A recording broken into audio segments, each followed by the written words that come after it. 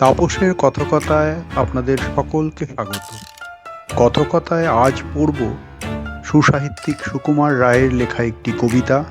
কবিতার শিরোনাম জীবনের হিসাব। বিদ্যে বোঝাই বাবু মশাই চড়ি শখের বোটে, মাঝিরে কন বলতে পারিস সূর্যি কেন ওঠে, চাঁদটা কেন বাড়ে কমে, জোয়ার কেন আসে। বৃদ্ধ মাঝি অবাক হয়ে ফেলফেলিয়ে হাসে। বাবু বলেন, সারা জনম মরলি রে তুই খাটি, জ্ঞান বিনা তোর জীবনটা যে চারি আনাই মাটি। খানিক বাদে কহেন বাবু, বলতো দেখি ভেবে, নদীর ধারা কেমনে আসে পাহাড় হতে নেবে, বলতো কেন লবণ পোড়া সাগর ভরা পানি। মাঝি সে কয়, আরে মশায় অত কি আর জানি।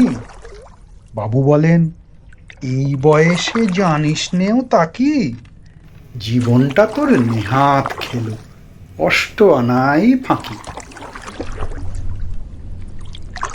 আবার ভেবে কহেন বাবু, বলতো ওরে বুড়ো, কেন এমন নীল দেখা যায় আকাশের ওই চূড়ো, বলতো দেখি সূর্য চাঁদে গ্রহণ লাগে কেন।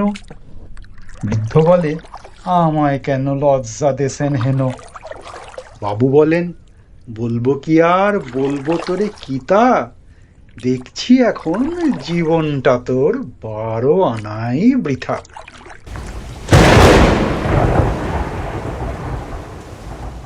খানিক বাদে ঝড় উঠেছে, ঢেউ উঠেছে ফুলে। বাবু দেখেন নৌকোখানি ডুবলো বুঝি তুলে।